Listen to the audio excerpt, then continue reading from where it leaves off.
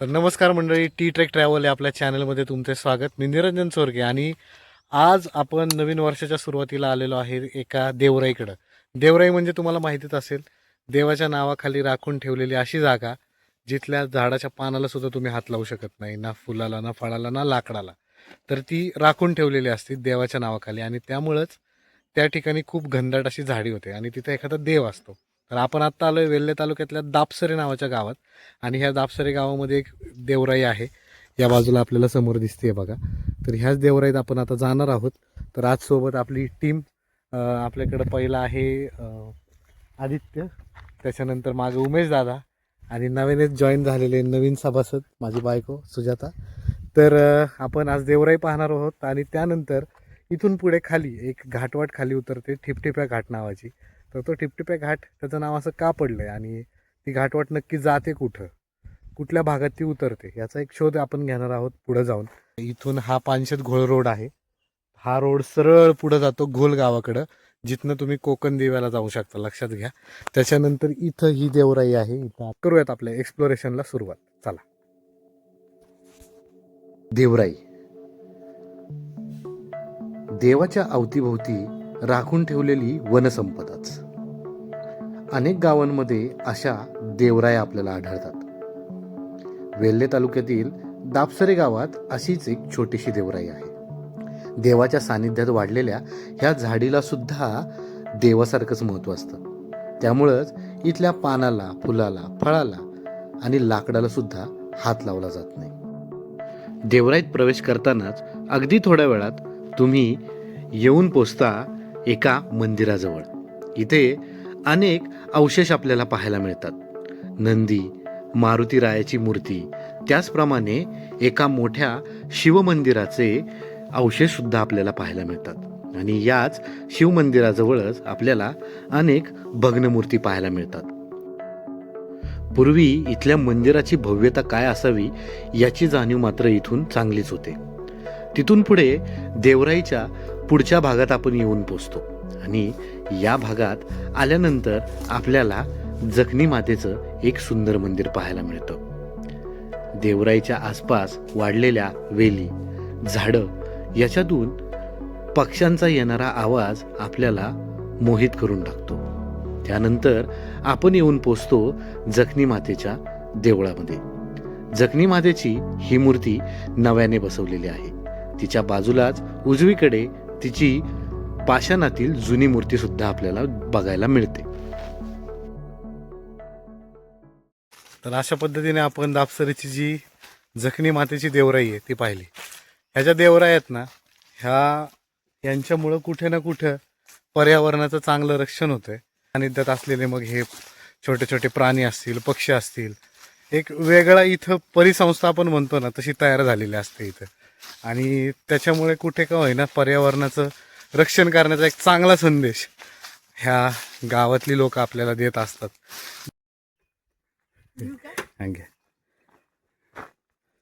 मी येतो चालत.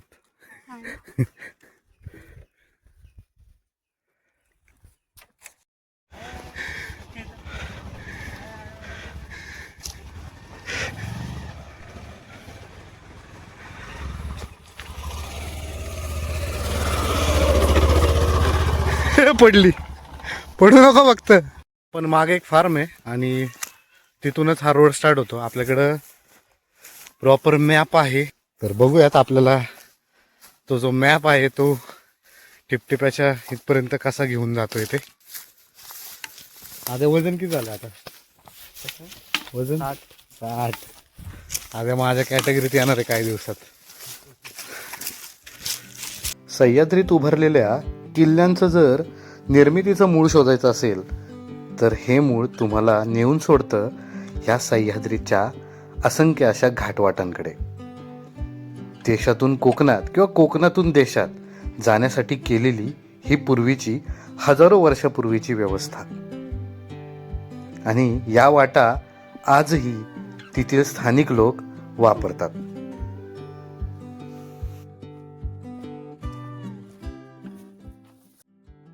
जानेवारी महिना चालू झालाय बघा आणि तरी सुद्धा इथं काही काही ठिकाणी आपल्याला पाणी दिसतंय. ही एक चांगली गोष्ट आहे. इथं पण पाण्याचा चांगला पाझर आहे. इथं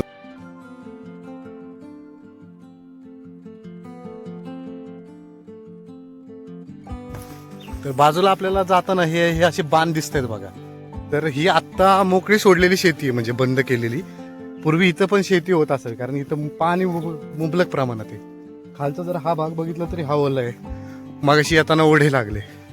भात शेती तर आरामशीर होत असणार आहे, पण कुणीतरी एक तर शेती करायची बंद केली आहे किंवा मग ती पडीक ठेवलेली आहे जमीन. पण इथपर्यंत सुद्धा शेती केली जाते बघा. मस्त रोड आहे आणि मळलेली वाट असल्यामुळे टेन्शन नाहीये. तरी सुद्धा आपण मॅप वापरतोय, कारण रिस्क नाही घ्यायची.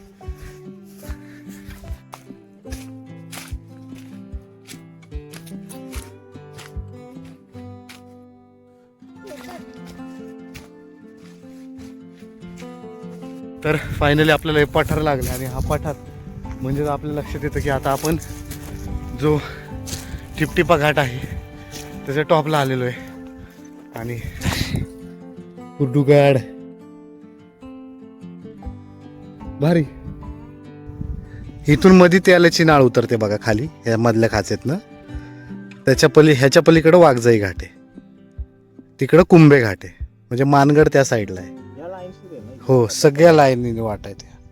ह्याच्या मागं हा कुर्डुगडच्या अलीकडे निसनीची वाट, ती पलीकडं. त्याच्या पुढं लिंग्या घाट, त्याच्या पुढं देवघाट, त्याच्या पुढं मग तामिनी घाटाची वाट आहे. मग पुढं त्या मधल्या वाटा नाही माहिती, पण मग सावळ्या घाट झाल्यानंतर कुंडलिका व्हॅली ती पूर्ण झाल्यानंतर मग आपण पलीकडच्या बाजूनी गेलं की घनगडच्या साईडला गोंदांड, नांदांड, त्या सगळ्या वाटा, भोरपेची नाळ, हे सगळं सह्याद्रीच्या वाटा, घाटवाटा ह्या माथ्यावरनं खाली उतरणार आहे सगळ्या.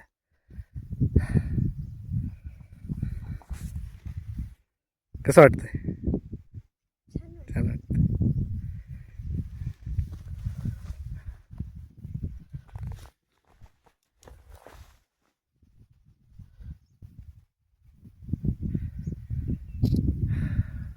पण हा जो भाग दिसतोय बघा, इथनं ही मधली खाच आहे इथे ह्या बाजूला, आणि तिथनंच उतरणार आहे खाली.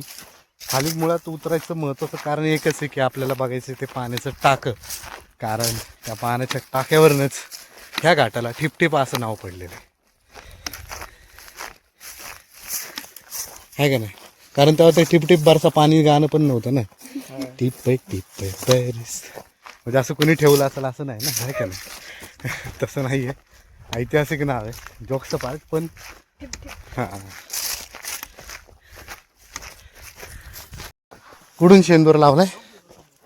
हा, बरोबर बघा. म्हणजे वाट इथनं मधनं नाही उतरते, नाळेतनं तिथनं उतरते येत इथनं, आणि तिथं शेंदूर लावलाय बघा दगडांना.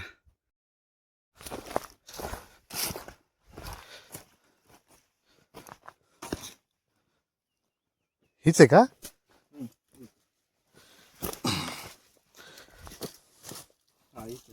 पायऱ्या आहेत चांगल्या. चला, पण इथनं वाट उतरत असावी असं कोणाला वाटणार पण नाही, अशी ठिकाण आहे हे. आणि इथनं आता आपण खाली उतरून चाललोय. हो, चला.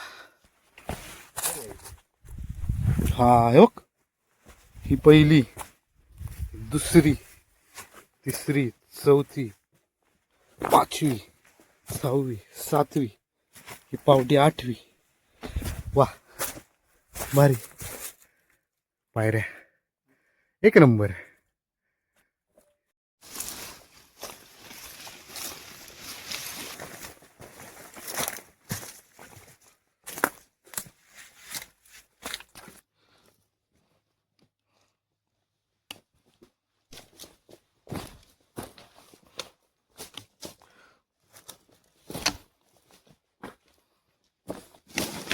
हे पडली का?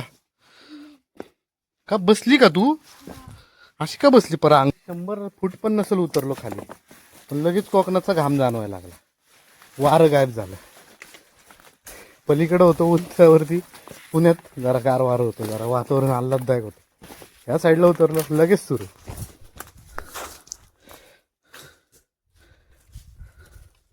रसलेली दगडी बघा, ही प्रॉपर जाणवत असतील. हे रचलेलं आहे सगळं पूर्णपणे. दिसते का ही रचन? ही वाटाची रचन आहे पूर्ण. ह्या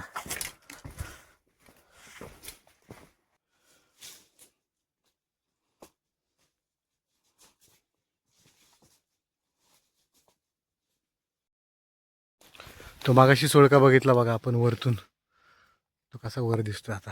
आता आपण खाली इकडे उतरतोय. मला वाटतं अर्धावर घाट पण उतरलोय. पाण्याचं टाकं काय सापडा ना, कारण इथं झालेलं लँडस्लाईड. त्यामुळं एक्झॅक्ट ते कुठं असू शकतं माहीत नाही. आता आम्ही असा निर्णय घेतोय की साधारण एक अजून 2:30 चालायचं, आणि जर नाही सापडलं तर स्किप वरती यायचं लगेच.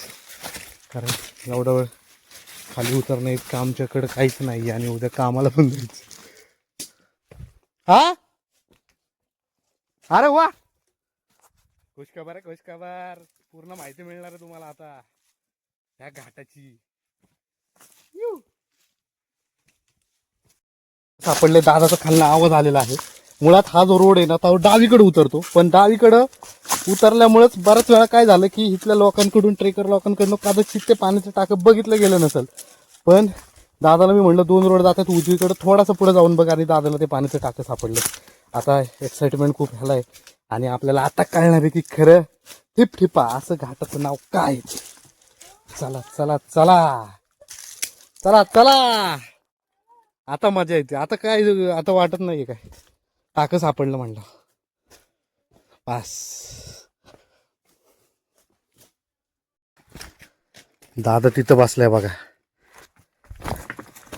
आता ही वाट तशी खाली जाते इथून, पण आपल्याला इथून खाली जायचं नाहीये. आपल्याला कुंभळमाचीला जायचं नाहीये. आपण आलेलो आहे फक्त ह्या वाटेच्या नावाच्या शोधासाठी. चला या, दाखवतो तुम्हाला.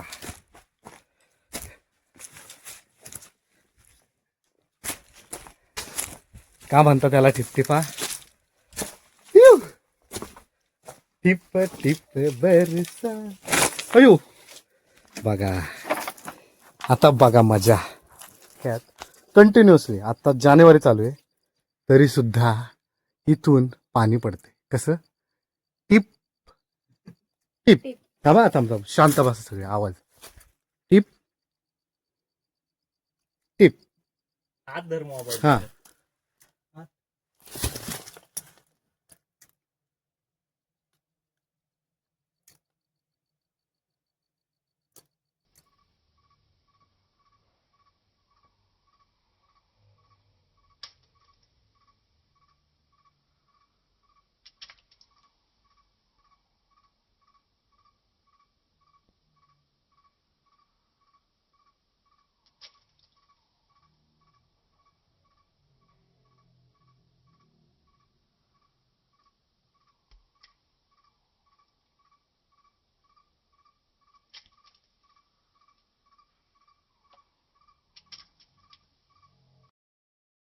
पूर्वीचं माणसाचं सर्वायवल स्किल जर बघायचं असेल तर हे टिपटिपा घाट. कारण एक एक पाण्याचा थेंब किती महत्वाचा असू शकतो ना, हे फक्त टिपटिपा घाट तुम्हाला सांग. लक्षात ठेवा की हे वाटसरू जे आहे त्यांच्या सोयीसाठीच हे पाणी कुठून कशा पद्धतीने जमा करता येईल असं पूर्वीच्या काळी ही सिस्टीम केलेली असायची. आणि त्यातली ती सिस्टीम म्हणजे टिपटिपा घाट. बघा, तेवढीसं थेंब थेंबभर पाणी इथं साठवलं जातंय. पाण्याचं महत्व बघा. नाही तर आपण आज सिटीमध्ये असं येड्यासारखं पाणी वाया घालवतो, पण खालून येणाऱ्या एखाद्या व्यक्तीसाठी ते पाणी म्हणजे जीवन मरणाचा प्रश्न, म्हणजे अमृत आहे. भारी वाटलं, एकदम मस्त वाटलं खरंच. आणि हेच बघायला आलो होतो. आता आपण वरती थोड्या वेळाने जाणार होती चढून, एवढं वरतून आलोय फक्त हे पाण्याचं टाकं बघायला. या घाटाला ठिपटिपा असं नाव का पडलं असावं हे शोधण्यासाठी. भारी वाटतंय. दादा कसं वाटतंय आज? भारी. पहिले 2026 सापडलं तर मग वाईट वाटलं असतं, हा, पण सापडलं. 2026चा ट्रेक एकदम ओकेच. शोध मोहीम फत्ते झाली. मॅडम कसं वाटतंय? भारी वाटतंय ना. आता चला एक वरती निघणार आहे आपण आता लगेच, कारण वेळ नाहीये. आणि ड्रोन पण मला वाटतं दादा वरतीनच उडू. ड्रोन वर, हा वरतीनच उडू. नाही म्हणता म्हणता ड्रोन बाहेर काढला आणि ठिपठिपाचं ड्रोन शूटिंग चालू केलं. पण हे ड्रोन शूटिंग चालू असताना आम्हाला कल्पनाही नव्हती की आम्ही किती मोठी चूक करतो.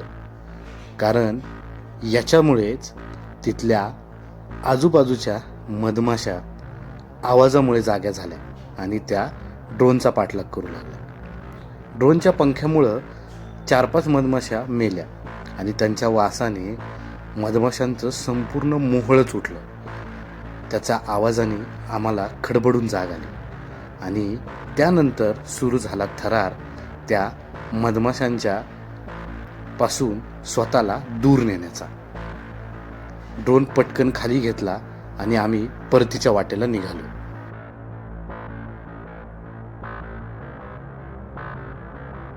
त्याच्यावरती आम्ही ड्रोन उडवला आणि ड्रोनमुळे इथं एवढ्या मधमाशा आल्यात, त्यामुळे आता आम्ही घाबरून निघालो. कारण प्रॉब्लेम होऊ शकतो.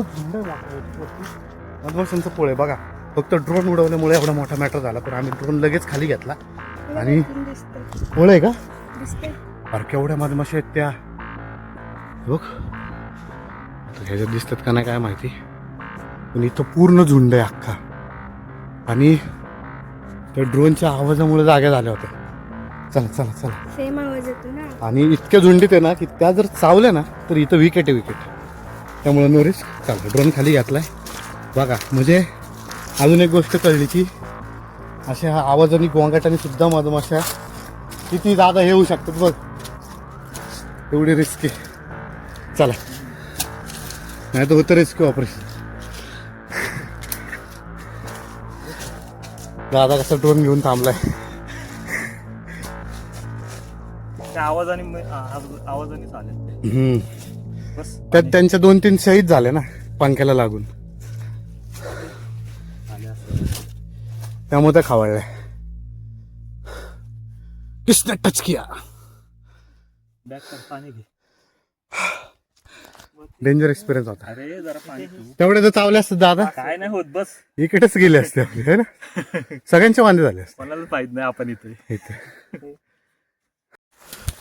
एवढा वेळ उतरून वाट लावली की आता पुन्हा वर चढतोय. ते एक अवघडच काम आहे. आता ही अख्खी चढाई करायची बघा वरपर्यंत. 20 मिनिटात पोहोचायचं आमचं टार्गेट आहे. कारण खाल्लं नाही, काही भूक लागली आता.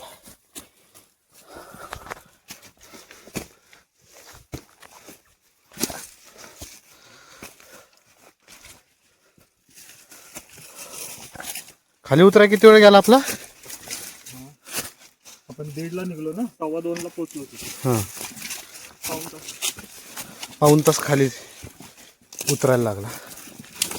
वर चढायला परत तेवढाच वेळ लागला. खालून निघून आम्हाला अर्धा तास झाला आहे. साधारण 15 मिनटं तरी अजून टॉपला पोचायला लागतील आपल्याला. कारण आता पूर्ण चढ आहे बघा.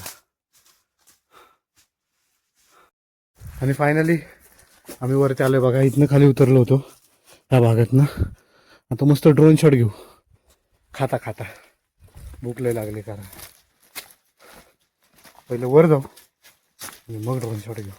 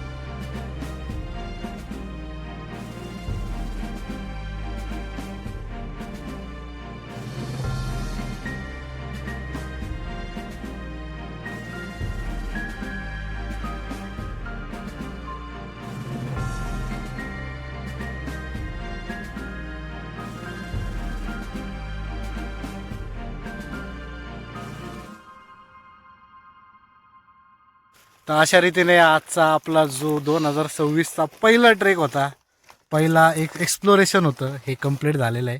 आणि मी त्यासाठी दादाला धन्यवाद देतो विशेष करून, कारण दादा हा कामावरनं सुटल्यानंतर जे यूट्यूबचे व्हिडिओज बघतो, 8-9 वर्षापूर्वीचा एक त्याने चॅनलचा व्हिडिओ पाहिला होता. टाकं मोस्टली कोणी पाहिलेलं नाही आहे, त्या व्हिडिओत त्यांनी दाखवलेलं टाकं आणि ह्या घाटाला ठिपठिप्या का म्हणत असावं, असा एक ओव्हरऑल अप्रोच आम्हाला इथपर्यंत घेऊन आला होता. लय मजा आली, पक्की वाट लागली वरती चढताना. आणि नाही म्हणलं तरी खाली उतरायला 1.5 तास, वर यायला 1.5 तास लागला, पण चढाई आणि उतराई दोन्हीही अवघड होती. आणि आपला बऱ्याच दिवसानंतर ट्रेकला आला आदे, तो तर पार थरथरच कापत होता. तर मस्त वाटतंय. इकडं कुरडूकडे बघा. आणि आता 3:30 वाजलेत आणि भूक लागली आहे, त्यामुळं पहिलं आता खायचं बघू आणि मग निघूयात. तोपर्यंत भेटूयात पुढच्याच अशा एक्सप्लोरेशनमध्ये.